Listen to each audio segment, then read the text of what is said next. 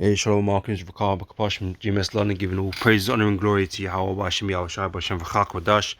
Want to give double honors unto the elders, the apostles of GMS, and Shalom out there to the hopeful that's pushing his truth and all sincerity. Back again with another article. Alright, this is from Al Jazeera. And, it says that as Kazakhstan protests turn deadly, EU warns Russia. Right? So, we've already just really started 2022, it's the 6th today. And it seems to be something happening at the beginning of the year, right? And yeah, more death, more uprisings, more uproars of the people, right?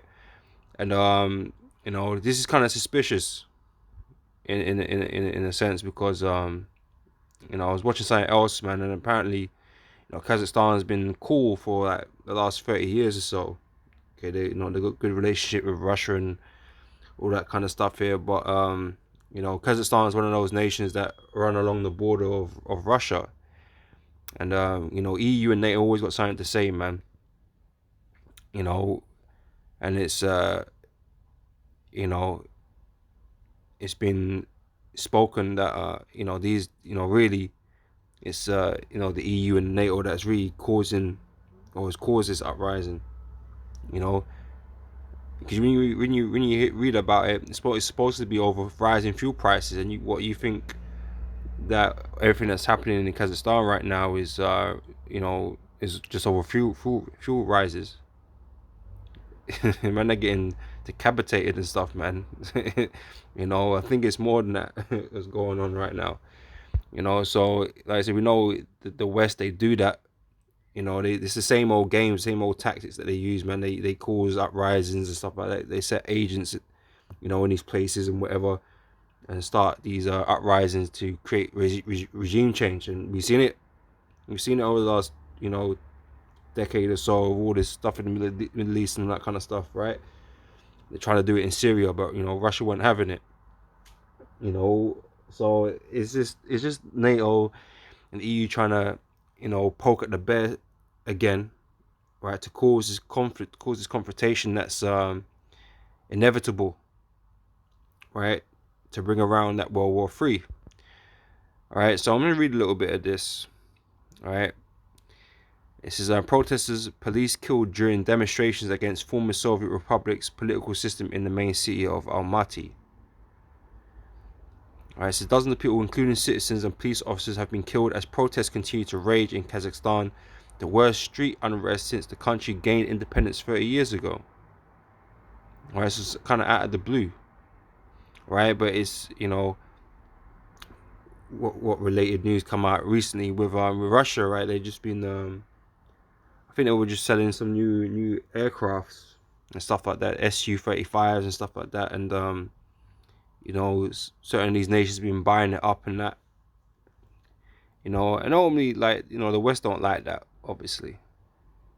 They don't want to see the weaker nations getting stronger, right? Because they become more resilient, less willing to play ball, right? Because they're not as easy intimidated and threatened, right? When you got Russia and nations like that behind you, America don't get to have all their own way, or NATO don't get to have all their own way, right? This is Since there were no details on civilian deaths, it is difficult to independently verify reports in the tightly controlled state where internet blackout took place on Wednesday. Says thousands have been arrested in Almaty and of the hundreds injured, at least 60 are in intensive care.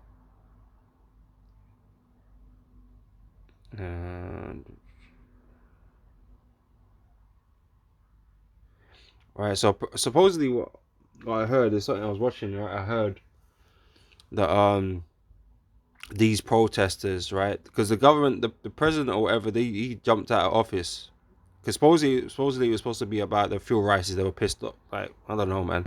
Sounds all fishy to me, but he ducked out of office, and these protesters got a bunch of demands, man. They sound organized, isn't it?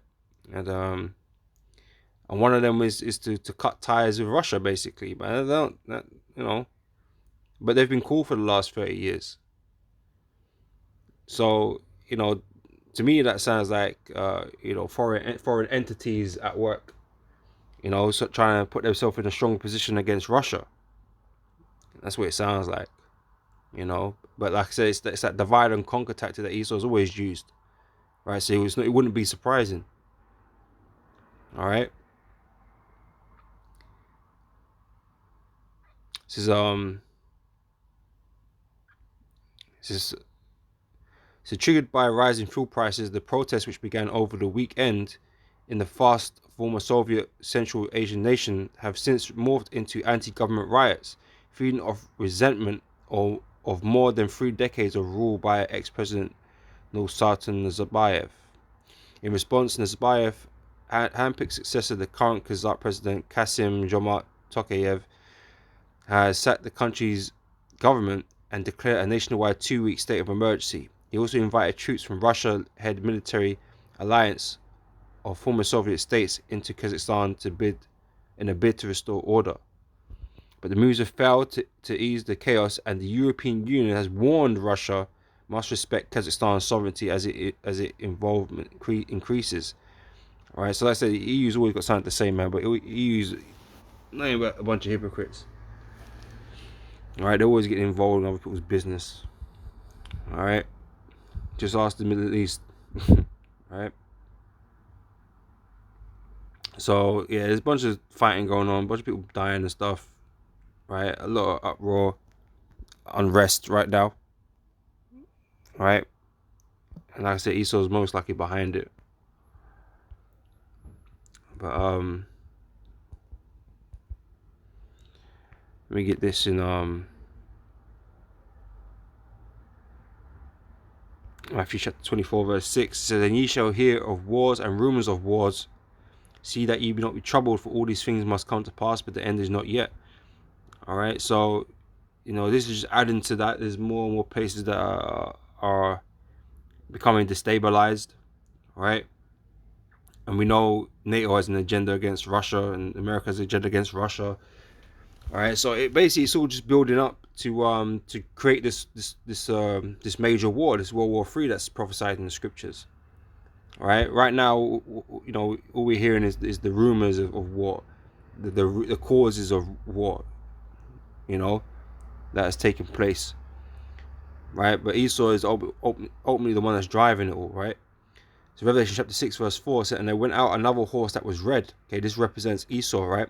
"And power was given to him that sat thereon to take peace from the earth," right? So he's the one that is, causing a lot of this stuff to happen, creating these instabilities, creating these uprisings and uproars of the people, right? Putting in agents and puppet governments and all that kind of stuff. He's the one that is creating all this violence, man. All right. So, and that they should kill one another, and there was given unto him a great sword, right? Because Esau holds them nuclear weapons, man. He has that great sword, right? And that I say he's influencing these other nations, and he's got enemies that he wants to take out. Okay, and Russia's being one of them. So these nations around its borders, okay, Ukraine is another one, right? That there's been contention over. All right, they're trying to put themselves in a favorable position against Russia. All right, so they're creating these situations.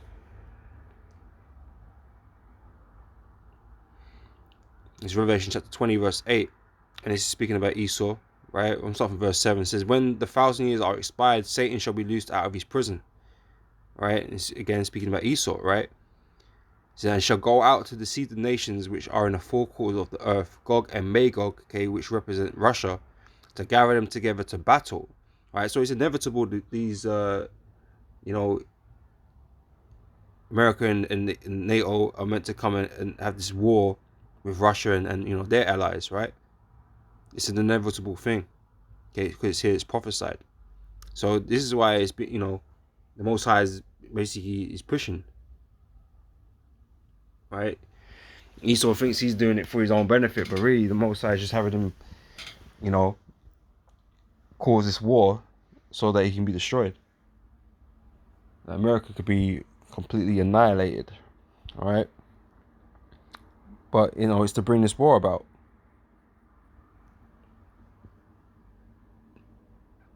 This is 2 Ezra chapter 9 verse 3. It says, therefore when they shall be seen, let me jump up. Let me stop from top.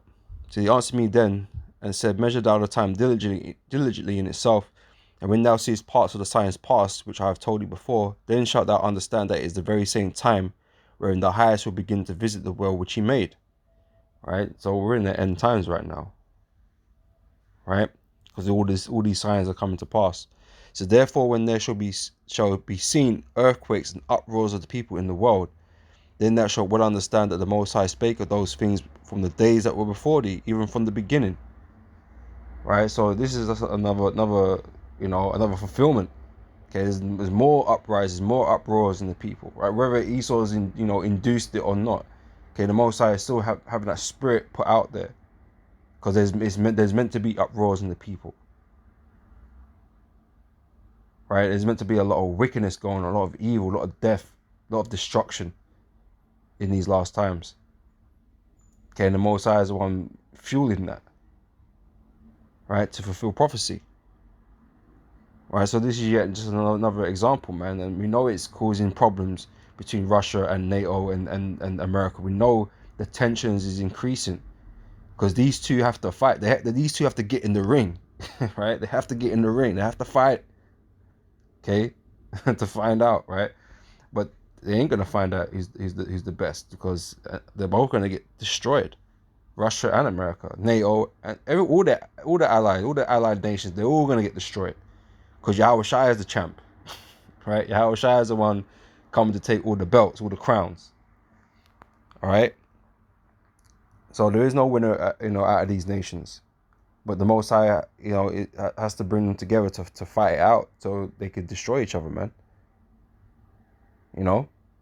That's what's happening. All right.